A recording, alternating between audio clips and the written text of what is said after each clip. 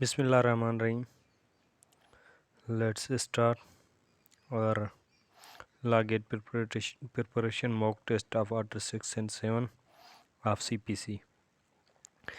इसके अलावा जो टेस्ट्स थी वो हमने कंडक्ट कर दी थी और इसके बाद ऑर्डर 8 एंड 9 फिर जो रिमेनिंग है CPC के ऑर्डर उनकी लॉगिट मॉक टेस्ट लेंगे। उसके बाद हम एक जो है सारे सिलेबस की मॉक टेस्ट भी रखेंगे इंशाल्लाह इसी वीक के अंदर। संडे या फिर वेडनेसडे तक एक्सपेक्टेड है, अपलोड कर दूंगा वेडनेसडे तक इंशाल्लाह। तो आइए हम इसे शुरू करते हैं। ये जो टेस्ट है इसमें से हमने सिर्फ order 6 and 7 of CPC select किए हैं।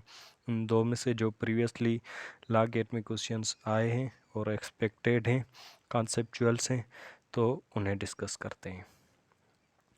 प्लीडिंग मीन्स, तो प्लीडिंग किस चीज़ को कहते हैं? प्लीडिंग कहते हैं, प्लेंट को भी प्लीडिंग कहते हैं एंड रिटन स्टेटमेंट को भी प्लीडिंग कहते हैं। तो जो क्वेश्चन नंबर 1 है उसका करेक्ट ऑप्शन है option D, A and B means plaint and written statement. Dash dash must not be contained in pleading. Pleading में कौन सी चीज़ है जो ऐड ना की इट मीन्स के वो कौन सी चीज़ है जो प्लीडिंग का हिस्सा नहीं होती? क्या material facts? No, material facts pleading का पार्ट हैं और नेसेसरी पार्ट हैं। एविडेंस, हाँ, एविडेंस जो है वो प्लीडिंग में ऐड नहीं किए जाते, प्लीडिंग में मेंशन नहीं किए जाते। तो जो क्वेश्चन नंबर 2 का करेक्ट ऑप्शन है that is option B, evidence. Question number 3, all the facts must be divided into. जो भी प्लीडिंग, प्लेंट और WS रिटन स्टेटमेंट में फैक्ट्स दिए गए हैं वो पैराग्राफ्स की सूरत में हो एंड नंबर्ड हो। तो जो क्वेश्चन नंबर 3 का करेक्ट ऑप्शन है that is paragraphed and numbered. Sorry, यहाँ पर मैंने ऑप्शन डी में ए एंड बी करना था तो डी हो गया है, तो इसको करेक्ट कर लीजिएगा। इसका कॉन्सेप्ट समझ लीजिएगा। All the facts must be divided into paragraphs and numbered. Question number 4, if party relies on any misrepresentation, fraud, breach of trust, then it dash dash. It shall be stated in the pleading. No need to state it in pleading. None of above. तो जो question number 4 का correct option है that is option ए।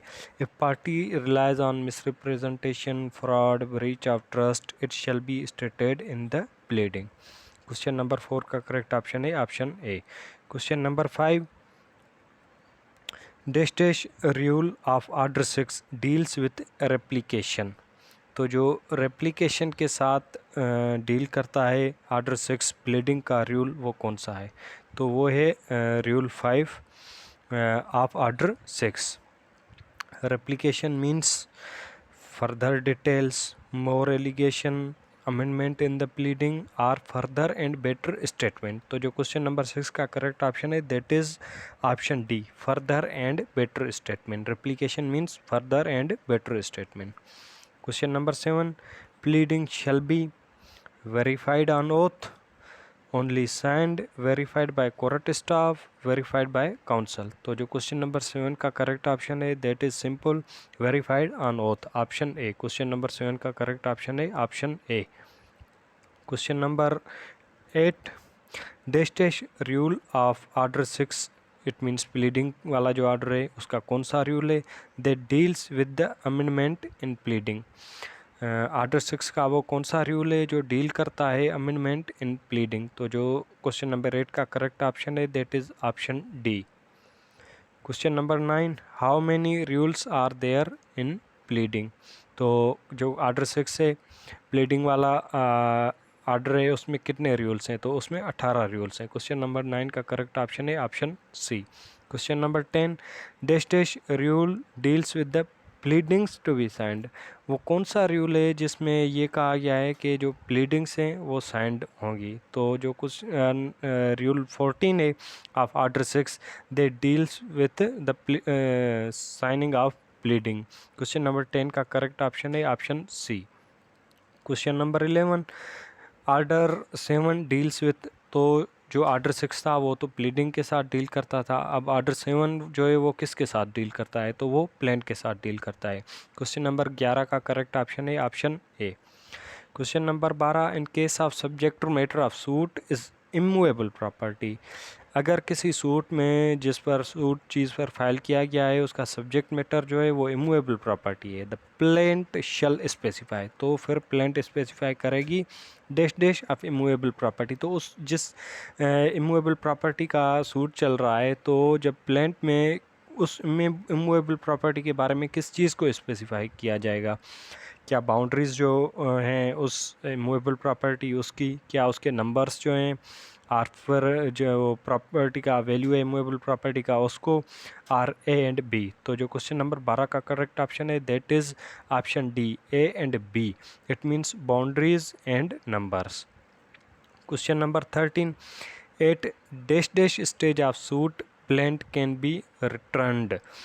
ये जो order 10 है order 7 rule 10 है return of plaint, तो ये किस चीज़ पर अगर कोई जज जो है कोई कोर्ट जो है वो प्लेंट को रिटर्न करना चाहता है तो वो किस स्टेज पर करेगा।